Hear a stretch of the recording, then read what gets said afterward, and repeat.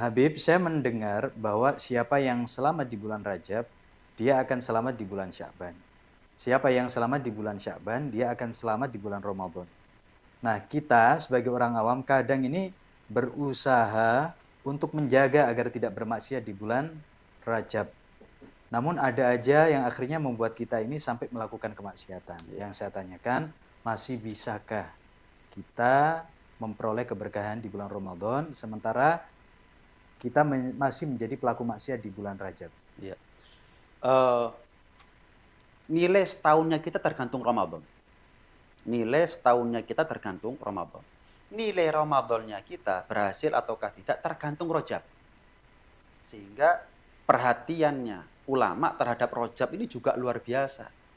Bukan hanya nunggu Ramadan mereka itu baca Quran, bukan hanya nunggu Ramadan mereka itu meningkatkan kualitas ibadahnya, enggak. Tapi mulai dari Rajab dia atau mereka sudah mulai mengencangkan ikatan sarungnya.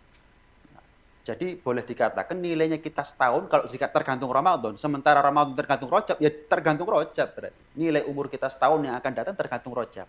Hanya saja memang kita sebagai manusia biasa, yang bukan nabi, yang bukan malaikat, yang bahkan tidak punya nafsu, ya nabi nggak punya dosa, nggak pernah maksiat, maka yang paling penting bagi kita adalah bagaimana kita bisa menahan diri dari segala bentuk kemaksiatan.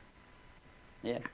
Sehingga ketika kita berusaha sedemikian rupa untuk menahan diri daripada berbagai macam bentuk kemaksiatan, insya Allah disitulah kalau ada kemauan, di situ akan turun pertolongan. Tapi kalau kita ini pasrah aja, ya nggak akan turun pertolongan dari Allah Subhanahu Wa Taala.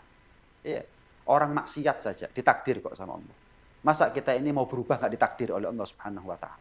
Yang maksiat aja dikasih takdir oleh Allah, dibantu oleh Allah. Dalam artian maksiat butuh duit, butuh rezeki, dikasih rezeki. Maksiat butuh umur, butuh sehat, dikasih umur, dikasih sehat oleh Allah. Masa kita ini mau berubah dalam rangka menghormati bulan Rajab, ya, dalam rangka persiapan menyambut Ramadan dan lain sebagainya, kita nggak dibantu dan ditolong oleh Allah SWT. Cuman semua kembali kepada kemauan. Nah, kegagalan yang ada pada bulan Rajab, misal 10% gagal, 90%-nya berhasil, maka kegagalan itu akan berlanjut ada di bulan Sya'ban. Kegagalan itu akan berlanjut ada di bulan Ramadan, kegagalan itu akan berlanjut sampai ada di bulan 12 bulan berikutnya.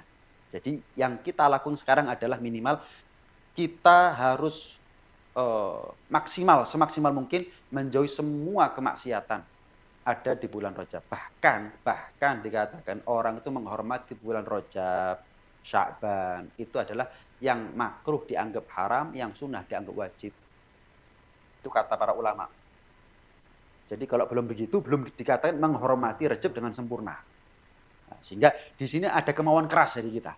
Jangan hanya, ya pokoknya dijalanilah, ya jangan. Harus ada kemauan sungguh-sungguh dari kita. Ini baru namanya riyadhah, ini baru namanya mujahadah.